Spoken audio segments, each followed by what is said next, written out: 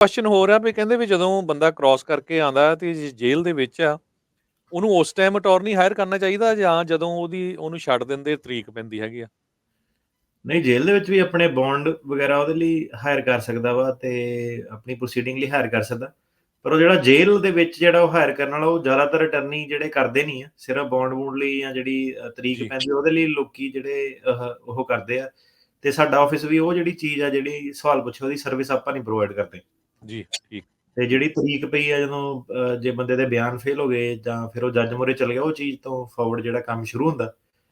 ਤੇ ਇਹਦੇ ਵਿੱਚ ਏਦਾਂ ਕਿ ਕਈ ਵਾਰੀ ਹੁਣ ਲੋਕੀ ਕਾਲ ਕਰਦੇ ਆ ਕਿ ਸੀਐਲਪੀ ਦਾ ਜਿਹੜਾ ਡਿਨਾਇਲ ਲੱਗਾ ਹੁੰਦਾ ਥੱਲੇ ਤੇ ਉਹਦਾ ਪੁੱਛਦੇ ਹਾਂਜੀ, ਆ ਲੋਕ ਤੁਹਾਡਾ ਆਫਿਸ ਕੁਛ ਕਰ ਸਕਦਾ ਕਿ ਜੱਜ ਦੇ ਕੋਲੋਂ ਦੀ ਜਿਹੜਾ ਤੁਹਾਡੀ ਇਮੀਡੀਏਟ ਅਪੀਲ ਹੁੰਦੀ ਆ ਉਹਦੇ ਵਿੱਚ ਕੁਛ ਹੋ ਸਕਦਾ। ਤੇ ਸੀਐਲਪੀ ਦਾ ਇਹ ਬੜਾ ਸਪੈਸੀਫਿਕ ਫੈਕਟ ਪੈਟਰਨ ਆ, ਮਤਲਬ ਕਿ ਤੁਹਾਨੂੰ ਉਹ ਇਹ ਪੁੱਛਦੇ ਆ ਕਿ ਕਿਉਂ ਨਹੀਂ ਤੁਸੀਂ ਇਹ ਸਾਰੇ ਦੇਸ਼ਾਂ ਦੇ ਵਿੱਚ ਕਿਤੇ ਪ੍ਰੋਟੈਕਸ਼ਨ ਜਿਹੜੀ ਕਲੇਮ ਕੀਤੀ ਹੈ। ਤੇ ਇਹਦੇ ਬਾਰੇ ਸਾਨੂੰ ਸਾਲ ਕੁ ਹੋ ਵੀ ਗਿਆ, ਅਨਾਉਂਸਮੈਂਟ ਇੱਥੇ ਕਈ ਵਾਰੀ ਕੀਤੀ ਹੈ ਕਿ ਕੀ ਇਹ ਮੁੱਦਾ ਜਿਹੜਾ ਹੈਗਾ। ਤੇ ਸਿੱਧੀ-ਸਿੱਧੀ ਗੱਲ ਆ ਕਿ ਜੇ ਕੋਈ ਉੱਥੇ ਹੈਗਾ ਮੈਕਸੀਕੋ ਦੇ ਵਿੱਚੋਂ ਦੀ ਆ ਰਿਹਾ ਤਾਂ ਉੱਥੇ ਪਹਿਲਾਂ ਅਸਾਈਲਮ ਜਿਹੜਾ ਆਪਣਾ ਉਹ ਫਾਈਲ ਕਰੋ, ਇਹ ਰਿਕੁਆਇਰਮੈਂਟ ਆ।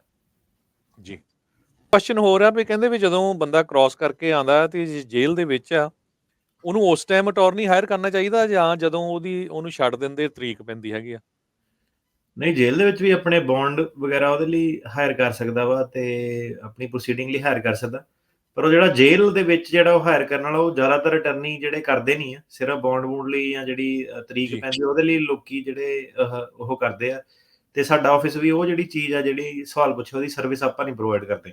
ਜੀ, ਠੀਕ, ਤੇ ਜਿਹੜੀ ਤਰੀਕ ਪਈ ਆ ਜਦੋਂ ਜੇ ਬੰਦੇ ਦੇ ਬਿਆਨ ਫੇਲ ਹੋ ਗਏ ਜਾਂ ਫਿਰ ਉਹ ਜੱਜ ਮੂਹਰੇ ਚਲੇ ਗਿਆ, ਉਹ ਚੀਜ਼ ਤੋਂ ਫਾਰਵਰਡ ਜਿਹੜਾ ਕੰਮ ਸ਼ੁਰੂ ਹੁੰਦਾ। ਤੇ ਇਹਦੇ ਵਿੱਚ ਏਦਾਂ ਕਿ ਕਈ ਵਾਰੀ ਹੁਣ ਲੋਕੀ ਕਾਲ ਕਰਦੇ ਆ ਕਿ ਸੀਐਲਪੀ ਦਾ ਜਿਹੜਾ ਡਿਨਾਇਲ ਲੱਗਾ ਹੁੰਦਾ ਥੱਲੇ ਤੇ ਉਹਦਾ ਪੁੱਛਦੇ ਹਾਂਜੀ, ਆ ਲੋਕ ਤੁਹਾਡਾ ਆਫਿਸ ਕੁਛ ਕਰ ਸਕਦਾ ਕਿ ਜੱਜ ਦੇ ਕੋਲੋਂ ਦੀ ਜਿਹੜਾ ਤੁਹਾਡੀ ਇਮੀਡੀਏਟ ਅਪੀਲ ਹੁੰਦੀ ਆ ਉਹਦੇ ਵਿੱਚ ਕੁਛ ਹੋ ਸਕਦਾ। ਤੇ ਸੀਐਲਪੀ ਦਾ ਇਹ ਬੜਾ ਸਪੈਸੀਫਿਕ ਫੈਕਟ ਪੈਟਰਨ ਆ, ਮਤਲਬ ਕਿ ਤੁਹਾਨੂੰ ਉਹ ਇਹ ਪੁੱਛਦੇ ਆ ਕਿ ਕਿਉਂ ਨਹੀਂ ਤੁਸੀਂ ਇਹ ਸਾਰੇ ਦੇਸ਼ਾਂ ਦੇ ਵਿੱਚ ਕਿਤੇ ਪ੍ਰੋਟੈਕਸ਼ਨ ਜਿਹੜੀ ਕਲੇਮ ਕੀਤੀ ਹੈ।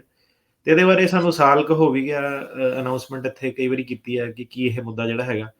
ਤੇ ਸਿੱਧੀ-ਸਿੱਧੀ ਗੱਲ ਆ ਕਿ ਜੇ ਕੋਈ ਉੱਥੇ ਹੈਗਾ ਮੈਕਸੀਕੋ ਦੇ ਵਿੱਚੋਂ ਦੀ ਆ ਰਿਹਾ ਤਾਂ ਉੱਥੇ ਪਹਿਲਾਂ ਅਸਾਈਲਮ ਜਿਹੜਾ ਆਪਣਾ ਉਹ ਫਾਈਲ ਕਰੋ, ਇਹ ਰਿਕੁਆਇਰਮੈਂਟ ਆ। ਜੀ। ਕੁਐਸਚਨ ਹੋ ਰਿਹਾ ਵੀ ਕਹਿੰਦੇ ਵੀ ਜਦੋਂ ਬੰਦਾ ਕ੍ਰਾਸ ਕਰਕੇ ਆਂਦਾ ਤੇ ਜੇਲ੍ਹ ਦੇ ਵਿੱਚ ਆ, ਉਹਨੂੰ ਉਸ ਟਾਈਮ ਅਟਾਰਨੀ ਹਾਇਰ ਕਰਨਾ ਚਾਹੀਦਾ ਜਾਂ ਜਦੋਂ ਉਹਨੂੰ ਛੱਡ ਦਿੰਦੇ ਤਰੀਕ ਪੈਂਦੀ ਹੈਗੀ ਆ? ਨਹੀਂ, ਜੇਲ੍ਹ ਦੇ ਵਿੱਚ ਵੀ ਆਪਣੇ ਬੌਂਡ ਵਗੈਰਾ ਉਹਦੇ ਲਈ ਹਾਇਰ ਕਰ ਸਕਦਾ ਵਾ ਤੇ ਆਪਣੀ ਪ੍ਰੋਸੀਡਿੰਗ ਲਈ ਹਾਇਰ ਕਰ ਸਕਦਾ। ਪਰ ਉਹ ਜਿਹੜਾ ਜੇਲ੍ਹ ਦੇ ਵਿੱਚ ਜਿਹੜਾ ਉਹ ਹਾਇਰ ਕਰਨ ਵਾਲਾ ਉਹ ਜ਼ਿਆਦਾਤਰ ਅਟਰਨੀ ਜਿਹੜੇ ਕਰਦੇ ਨਹੀਂ ਆ। ਸਿਰਫ ਬੌਂਡ-ਬੂੰਡ ਲਈ ਜਾਂ ਜਿਹੜੀ ਤਰੀਕ ਜੀ, ਪੈਂਦੀ ਉਹਦੇ ਲਈ ਲੋਕੀ ਜਿਹੜੇ ਉਹ ਕਰਦੇ ਆ ਤੇ ਸਾਡਾ ਆਫਿਸ ਵੀ ਉਹ ਜਿਹੜੀ ਚੀਜ਼ ਆ ਜਿਹੜੀ ਸਵਾਲ ਪੁੱਛੇ ਉਹਦੀ ਸਰਵਿਸ ਆਪਾਂ ਨਹੀਂ ਪ੍ਰੋਵਾਈਡ ਕਰਦੇ।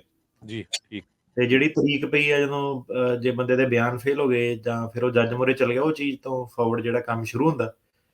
ਤੇ ਇਹਦੇ ਵਿੱਚ ਏਦਾਂ ਕਿ ਕਈ ਵਾਰੀ ਹੁਣ ਲੋਕੀ ਕਾਲ ਕਰਦੇ ਆ ਕਿ ਸੀਐਲਪੀ ਦਾ ਜਿਹੜਾ ਡਿਨਾਇਲ ਲੱਗਾ ਹੁੰਦਾ ਥੱਲੇ ਤੇ ਉਹਦਾ ਪੁੱਛਦੇ ਹਾਂਜੀ, ਆ ਲੋਕ ਤੁਹਾਡਾ ਆਫਿਸ ਕੁਛ ਕਰ ਸਕਦਾ ਕਿ ਜੱਜ ਦੇ ਕੋਲੋਂ ਦੀ ਜਿਹੜਾ ਤੁਹਾਡੀ ਇਮੀਡੀਏਟ ਅਪੀਲ ਹੁੰਦੀ ਆ ਉਹਦੇ ਵਿੱਚ ਕੁਛ ਹੋ ਸਕਦਾ। ਤੇ ਸੀਐਲਪੀ ਦਾ ਇਹ ਬੜਾ ਸਪੈਸੀਫਿਕ ਫੈਕਟ ਪੈਟਰਨ ਆ, ਮਤਲਬ ਕਿ ਤੁਹਾਨੂੰ ਉਹ ਇਹ ਪੁੱਛਦੇ ਆ ਕਿ ਕਿਉਂ ਨਹੀਂ ਤੁਸੀਂ ਇਹ ਸਾਰੇ ਦੇਸ਼ਾਂ ਦੇ ਵਿੱਚ ਕਿਤੇ ਪ੍ਰੋਟੈਕਸ਼ਨ ਜਿਹੜੀ ਕਲੇਮ ਕੀਤੀ ਹੈ। ਤੇ ਇਹਦੇ ਬਾਰੇ ਸਾਨੂੰ ਸਾਲ ਕੁ ਹੋ ਵੀ ਗਿਆ, ਅਨਾਉਂਸਮੈਂਟ ਇੱਥੇ ਕਈ ਵਾਰੀ ਕੀਤੀ ਹੈ ਕਿ ਕੀ ਇਹ ਮੁੱਦਾ ਜਿਹੜਾ ਹੈਗਾ। ਤੇ ਸਿੱਧੀ-ਸਿੱਧੀ ਗੱਲ ਆ ਕਿ ਜੇ ਕੋਈ ਉੱਥੇ ਹੈਗਾ ਮੈਕਸੀਕੋ ਦੇ ਵਿੱਚੋਂ ਦੀ ਆ ਰਿਹਾ ਤਾਂ ਉੱਥੇ ਪਹਿਲਾਂ ਅਸਾਈਲਮ ਜਿਹੜਾ ਆਪਣਾ ਉਹ ਫਾਈਲ ਕਰੋ, ਇਹ ਰਿਕੁਆਇਰਮੈਂਟ ਆ। ਜੀ।